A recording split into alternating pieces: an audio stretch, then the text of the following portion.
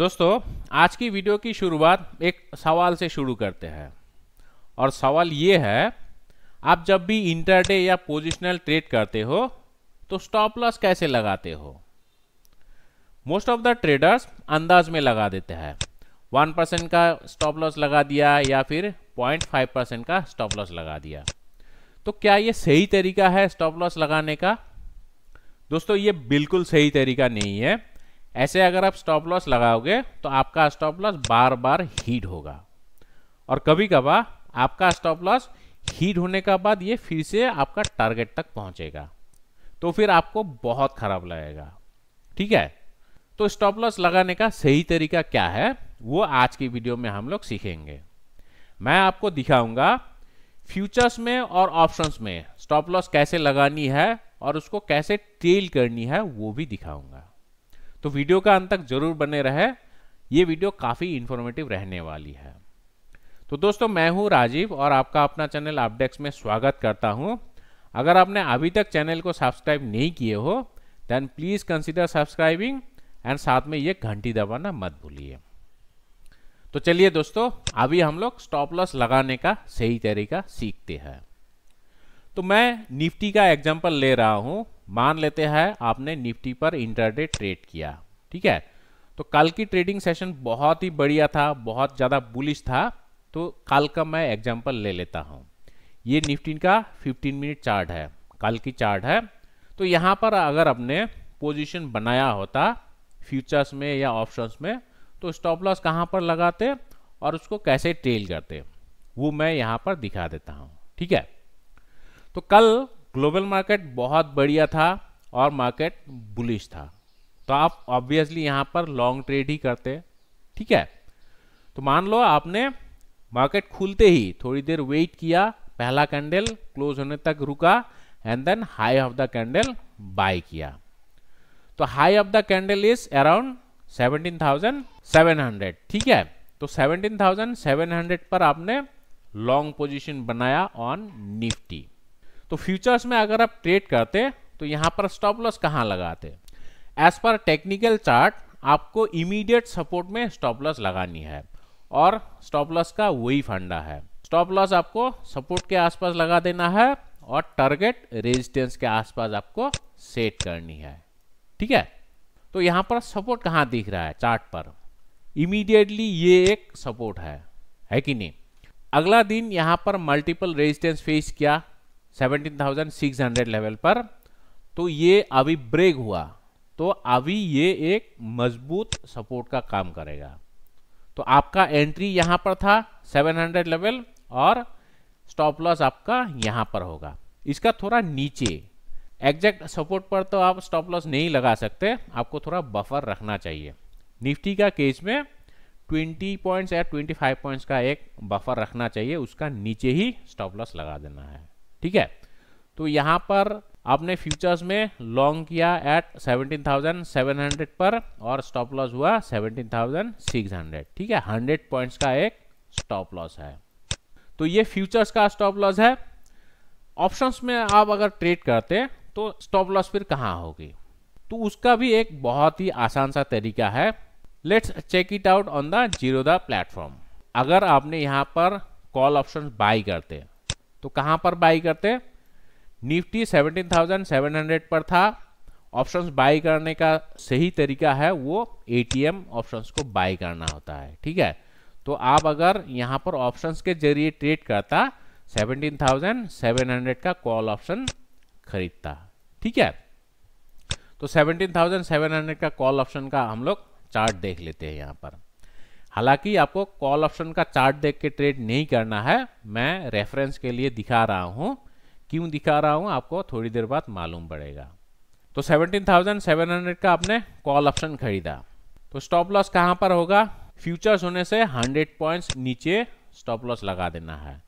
लेकिन क्योंकि आपने ऑप्शंस पर ट्रेड किया, ऑप्शंस पर आप 100 रुपीज पर स्टॉप लॉस नहीं लगा सकते हैं। क्यों? क्योंकि उस टाइम देखो, ये कल की 17,700 CE का चार्ट है। यहां पर देखो, अगर आप इस लेवल पर बाई करते, प्राइस था कितना?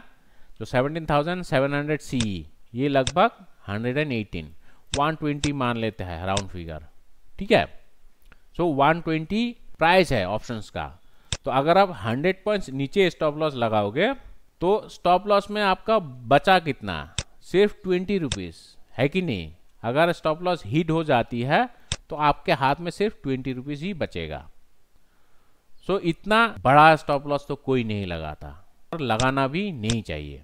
तो सही तरीका क्या है, आपको डेल्टा वैल्यू देखना है। 17,700 का कॉल ऑप्शन का डेल्टा वैल्यू कितना है। Generally at the money call option का डेल्टा वैल्यू 0.5 होता है। तो अगर आप नहीं जानते हो या फिर आप out of the money options buy किया या इन द मनी, तो ऑप्स्ट्रा पर आके चेक कर सकते हो। मैं यहाँ पर दिखाऊंगा कैसे यहाँ पर डेल्टा वैल्यू चेक करना है, ठीक है। तो अभी डेल्टा वैल्यू थोड़ा अलग आएगा क्योंकि अभी निफ्टी का स्पॉट है 17,880 के आसपास है, ठीक है। तो मैं एट द मनी का डेल्टा वैल्यू यहाँ पर कैलकुलेट करके दिखा देता हूँ। कैलकुलेट मतलब यहाँ पर शो होती है वो दिखा देता हूँ। तो एट द मनी मतलब अभी 17,900 होगा, ठीक है। ये एट द मनी भी नहीं, थोड़ा सा OTM। तो इसका अभी आप डेल्टा देखो कितना है। तो ये पे ऑफ चार्ट है, यहाँ पर ग्रीक्स में आओ, ग्रीक्स में आकर डेल्टा वैल्यू चेक करो। देखो 17,900 जो कि आज की ATM ऑप्शन है, इसका डेल्टा वैल्यू है 0.47, 47%, ठीक है। तो लगभग 0.5 के आसपास ही है। तो आपका स्टॉप लॉस कहां पर होगा, स्पॉट में डिफरेंस कितना है एंट्री से स्टॉप लॉस का, ये 100 रुपीज का डिफरेंस है, ठीक है। और डेल्टा वैल्यू हम लोग कितना देखा एट द मनी ऑप्शंस का 0.5, ठीक है। सो जितना डिफरेंस है स्पॉट का, spot difference multiplied by delta value, so 50 rupees, ठीक है। तो आपका स्टॉप लॉस 50 रुपीज नीचे होगा, मतलब अभी का प्रीमियम है 120 रुपीज, ठीक है, 17,700। सो माइनस 50 रुपीज, सो आपका स्टॉप लॉस होगा 70 रुपीज पर, ठीक है। सो ये होगा आपका स्टॉप लॉस, ठीक है ना। ओके, तो फ्यूचर्स में तो कोई प्रॉब्लम नहीं, इमीडिएट जो रेजिस्टेंस सपोर्ट है वहां पर आपको लगा देना है। और ऑप्शंस के केस में आप डेल्टा वैल्यू देखो, डेल्टा वैल्यू देख के ही वहां पर स्टॉप लॉस लगाओ, ठीक है। ओके, अभी मान लो आपने यहां पर एक इन द मनी ऑप्शंस पर ट्रेड लिया, मान लो 17,500 का आपने कॉल ऑप्शन खरीदा। सो इसका डेल्टा वैल्यू लगभग 0.65 या 0.7 के आसपास होगा। सो 0.7 ही मान लेते हैं।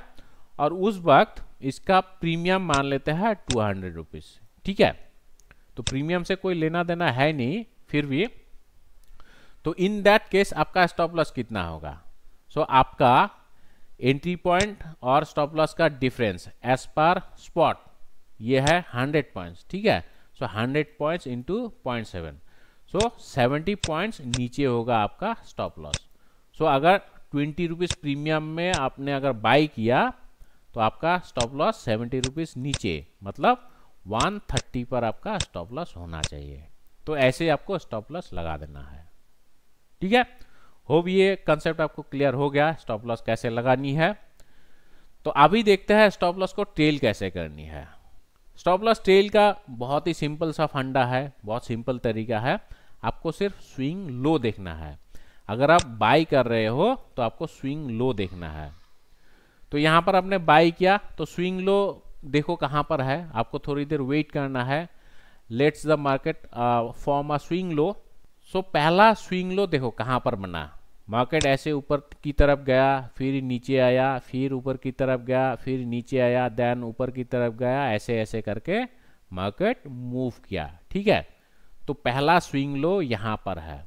सो आपका स्टॉप लॉस, पहला स्टॉप लॉस यहां पर होगा, ठीक है, मतलब लगभग एंट्री पॉइंट के आसपास। तो अगर ऊपर की तरफ चला जाता है, मान लो यहां पर आ गया, तो आपका स्टॉप लॉस ब्रेक इवन पर ही होगा। 700 पर आपने एंट्री किया और स्टॉप लॉस वही होगा। सो ऑप्शंस का केस में भी सेम होगा।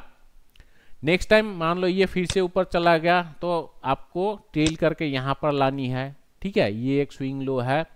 अगर आप ऑप्शंस में करते हो तो उस वक्त देखो डेल्टा वैल्यू कितनी है। डेल्टा वैल्यू के लिए आप हमेशा ये ऑप्स्ट्रा का फ्री प्लेटफॉर्म है, ये इस्तेमाल कर सकते हो। उस टाइम डेल्टा वैल्यू देखो कितना है, डेल्टा वैल्यू देख के यहाँ पर मल्टीप्लाई करके जो डिफरेंस होगा, मान लो यहाँ पर 30 पॉइंट्स का एक डिफरेंस है और डेल्टा वैल्यू 0.6 पर आ गया, ठीक है, 0.6 इंटू 30 पॉइंट्स।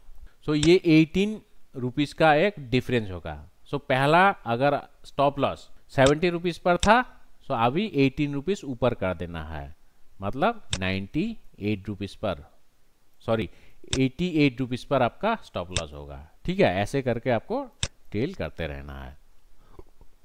सो इंट्राडे पर ऐसे ट्रेल करना है, 15 मिनट चार्ट देखना है।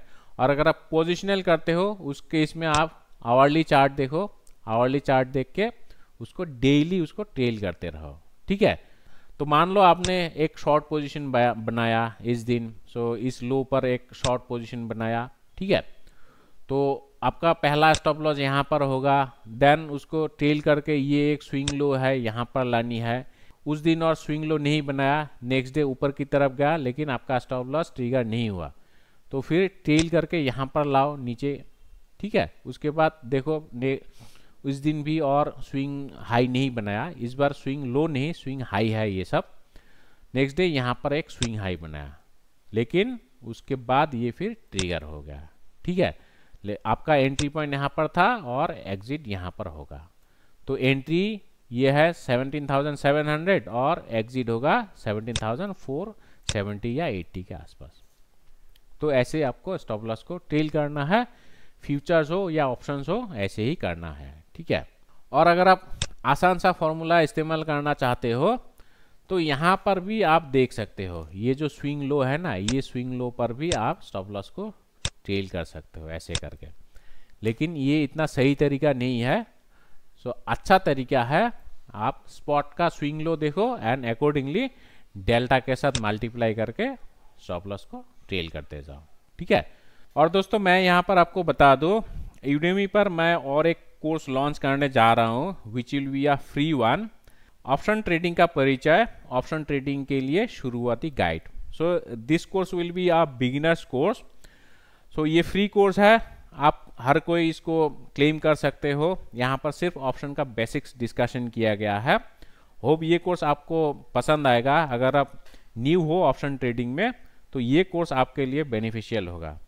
सो कोर्स डिस्क्रिप्शन एक बार जरूर देखिएगा, अगर पसंद आए तो ले लीजिएगा। सो दोस्तों आज की वीडियो में इतना ही।